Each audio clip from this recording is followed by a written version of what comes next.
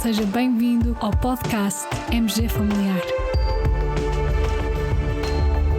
Um podcast sobre temas pertinentes que nos fazem refletir e frequentemente com implicações para a prática clínica.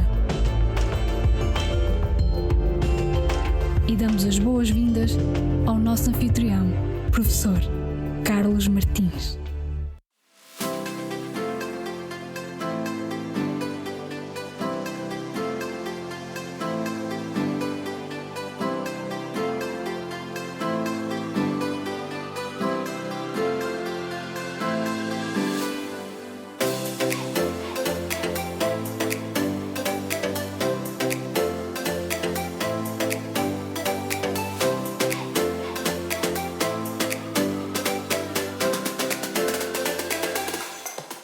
Olá e bem-vindos a mais um episódio do podcast MG Familiar.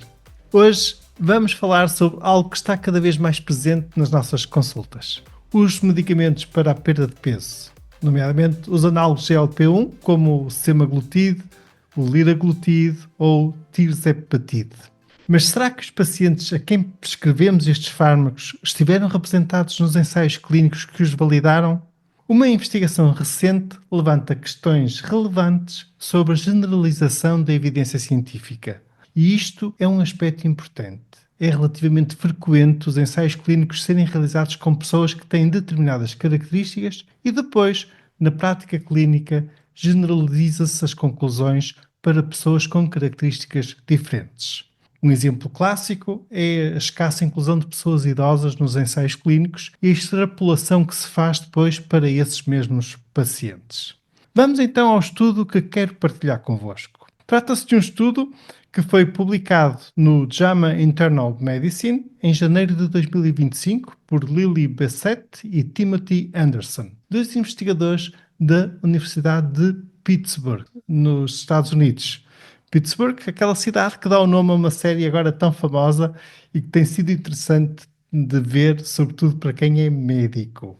Então, este estudo procurou responder a uma pergunta muito simples, mas é uma pergunta crucial, importante. Quem são os doentes que estão a ser excluídos dos ensaios clínicos dos medicamentos para perda de peso, nomeadamente dos análogos GLP-1? Os autores utilizaram dados do National Health and Nutrition Examination Survey, o NHANES, um estudo anual, um género de inquérito epidemiológico sobre a saúde de adultos e crianças nos Estados Unidos. E os investigadores identificaram 8.767 pessoas, representando um total de 110,3 milhões de adultos com excesso de peso ou obesidade. Excluíram os indivíduos com diabetes e aplicaram os critérios de inclusão que foram usados nos ensaios clínicos que avaliaram a eficácia e segurança do liraglutide, do semaglutide e do tirzepatide. De seguida, os autores identificaram os indivíduos que teriam sido excluídos desses mesmos ensaios clínicos, incluindo indivíduos com perturbação depressiva major ou outra perturbação psiquiátrica grave, ideação suicida, neoplasia maligna, doença hepática, e isto apenas no caso do tirzepatide, ou hipertensão arterial não controlada.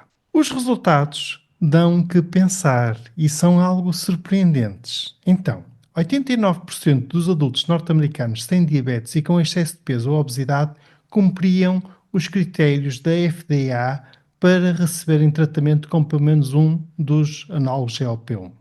Mas, se aplicarmos os critérios de exclusão dos ensaios clínicos em que a eficácia destes tratamentos foi avaliada, então pelo menos um quarto destes pacientes teriam que ser excluídos porque a eficácia e a segurança não foi validada nesses pacientes. Mais concretamente, dos tais 89% com indicação da FDA para receber tratamento, 26,2% teria que ser excluída no caso do semaglutide, 28% no caso do liraglutide e 33% no caso do tirzepatide. E recordo, as principais razões da exclusão são depressão major ou doença psiquiátrica grave, ideação suicida, neoplasias malignas recentes, doença hepática no caso do tirzepatide e hipertensão arterial não controlada. Além disso, se incluirmos ainda as pessoas a tomar medicamentos que possam afetar a motilidade gastrointestinal e que podem aumentar os efeitos adversos dos análogos GLP-1, então as exclusões sobem para 43,7%. O que é que isto significa na nossa prática clínica? Bom, significa que uma parte significativa dos nossos pacientes elegíveis para tratamento com estes medicamentos não foram representados nos estudos clínicos. E isto levanta uma pergunta importante. Será que podemos confiar plenamente na evidência científica quando ela não inclui uma parte tão relevante dos nossos doentes reais?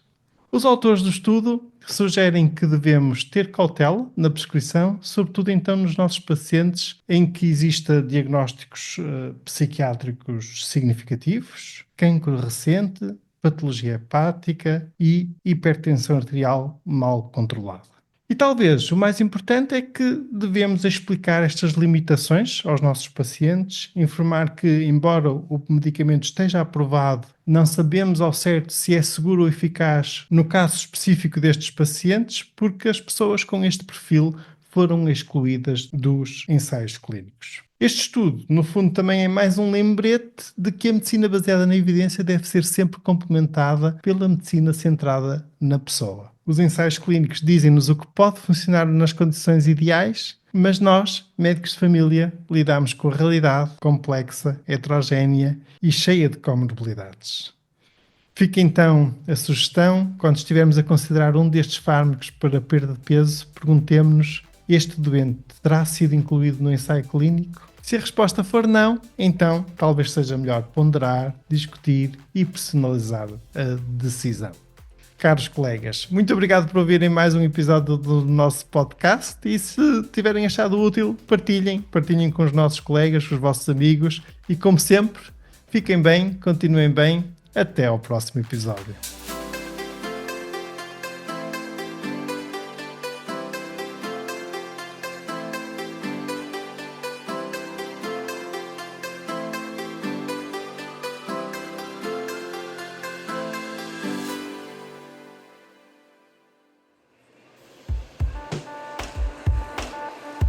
E terminamos assim esta edição do podcast MG Familiar. Muito obrigada por nos ouvir. Se desejar completar a sua leitura, muitos dos conteúdos abordados neste podcast estão disponíveis em www.mgfamiliar.net. Até ao próximo episódio.